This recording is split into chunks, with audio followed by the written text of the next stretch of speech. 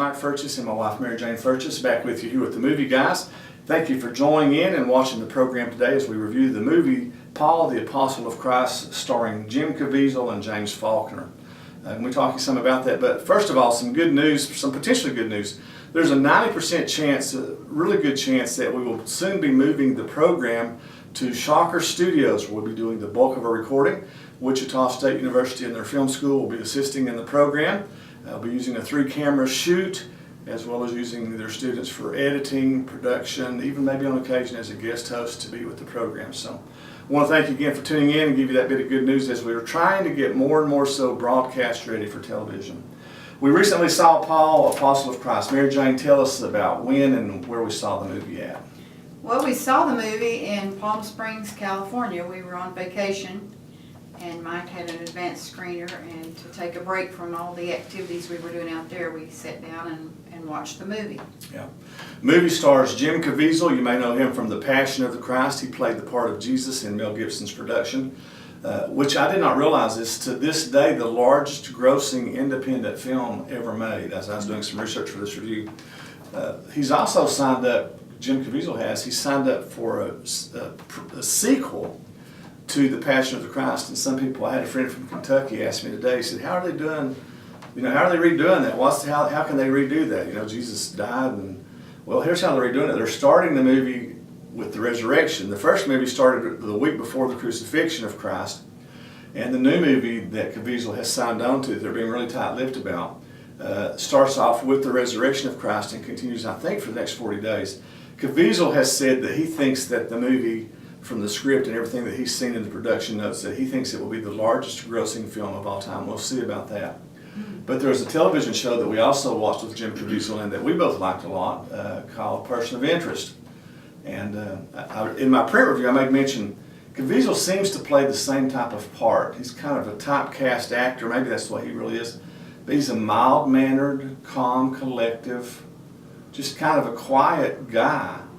But in Person of Interest, he played that type of role, although he was kind of an undercover agent that knew martial arts and knew how to shoot guns and all that kind of stuff. Tough guy. Tough guy. But he was still Gentle. very gentle in his character. And from everything I've seen about Caviezel, that seems to fit close to his personality. I've never met him, never interviewed him. Maybe we can in the future. So Jim Caviezel in the movie, what did you think of him there, Mary Jane?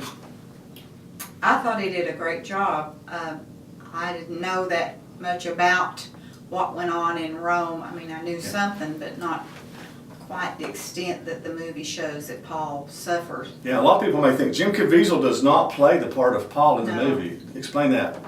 He plays the part of Luke, the Apostle Luke, who comes to Rome to visit with Paul in prison, and becomes his stenographer, so to speak. Scribe, or Scribe. yeah, he writes things. He's a mentor, a friend, but a scribe as well. A lot of people don't know this. The movie, I think, is very, from a biblical perspective, the movie Paul, Apostle of Christ.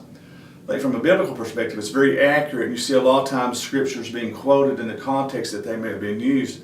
But from a historical perspective, I think it's also very accurate. Paul at this time, he's in prison. James Faulkner plays the part of Paul. You may know him from the movie Atomic Blonde that's been in theaters. It's now, I think, on DirecTV, streaming television. But he's also in Downton Abbey, Game of Thrones, and The Da Vinci's Demon. He's a well-known actor. Mary Jane, you didn't recognize him at all and still can't place him from Game of Thrones, can you? If you can imagine with hair, we go back and look at it, I think you can understand who he is then. But he was a regular cast member in Game of Thrones. Probably will be. I think his character was killed off. I probably shouldn't say that, but I think that's the case. But James Faulkner actually plays the part of the Apostle Paul. He's older, and this review is different because I'm addressing a lot of biblical themes in the movie that I normally don't do. And I challenge that this review is really predominantly more so for Christians than non-Christians, because the themes of the movie, I think, address Christianity and where Christians are at, or should be at. Paul, we can be honest here, okay? I think that in today's Christianity, in today's Christian world, we see so many of these TV evangelists, the prosperity people, name it, claim it, God will heal you, all of this stuff. And it's never really resonated with me, it's never really settled with me, because they seem to ignore the reality of Christians in the first century. One of whom was the Apostle Paul. Mary Jane, was he wealthy? No. Were any of the Christians in the movie that we saw presented, were any of them wealthy? No. We see them living in communal concepts. I didn't mention this in my print review, but they live together in a sense what we, in the old hippie days, we called community. They're close together, they're in proximity, they eat together, they share meals together. They're together all the time because they live close together. Do you remember why it was that they lived close together in that time? Well, because they were being persecuted, it was for safety, for one reason. I mean, there was safety in numbers and the support that they needed for each other. I think not only just the physical support, but the spiritual support too. Yeah. So we see all of that in the movie, which I think is enlightening and tells us something about where the church has become from where the church was. The character Paul, though, Caviezel gets the headlines because he's the primary star, but Faulkner does an incredible job as the Apostle Paul. Paul, over the years, especially the recent years, has gotten so much criticism because so many people have taken his writings out of context. Whether it be women involvement in the church, women in leadership, and so forth. And they don't understand the time that Paul wrote this, nor do they even begin to understand the Apostle Paul. At one time, Paul was not always a friend of the church, and these are things that the movie presents. He was not a friend of the church, was he? No, it shows some flashbacks when he was persecuting the Christians, and it brings to light that he's come to the point, I mean, he's so sorry and that he has done this and mistreated them. He has regrets, how can you say, he has doubts to some extent. His only confidence really is in the reality that God and Christ are perfect, that specifically Jesus Christ was perfect and showed him love despite the fact that he was such a terrible sinner. And as a result of the love that Christ showed him, Paul has a passion to do what? And to teach what? Love. Love. Love who?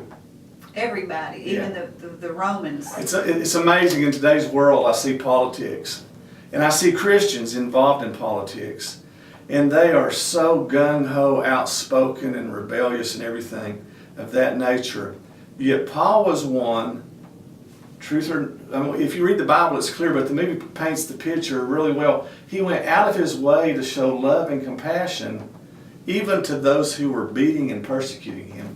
Does he not? Yes, he does. And so what's the message that Luke gets from that, and that he takes back to the church who's meeting in secret? In Rome at the time, the Roman church.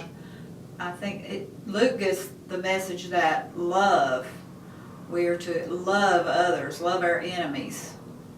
And that's one way to reach them, to be successful in not monetarily or materialistically, but to be successful in their faith, is to show the Romans the love that God wants, that God has for them.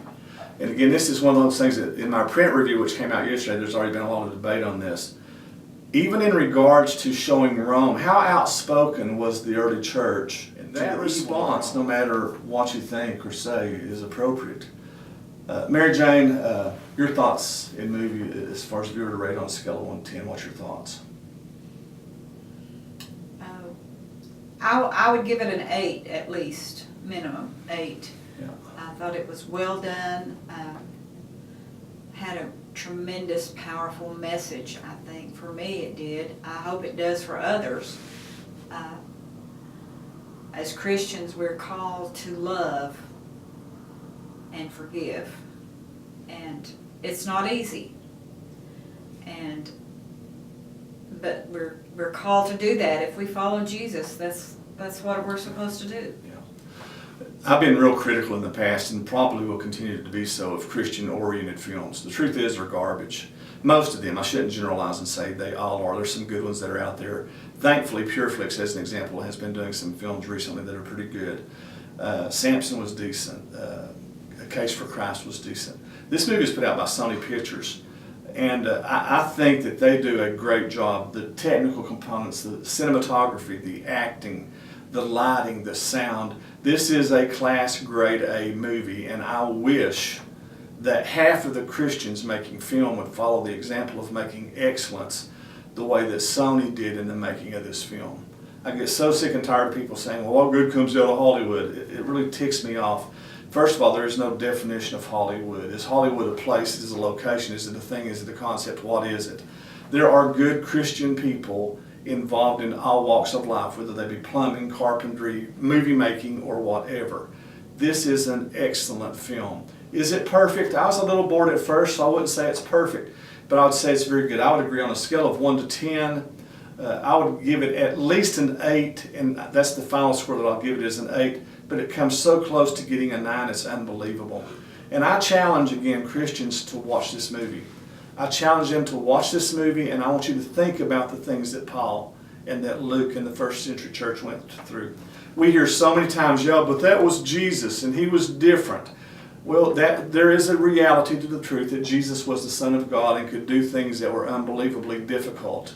But there is also a truth that there were many of those in the first century, such as the Apostle Paul, the Apostle Luke, or those Christians who willingly marched in to be slaughtered by lions, that they had a strength and a love that it seems to be very lacking and almost non-existent in today's world of faith and Christianity.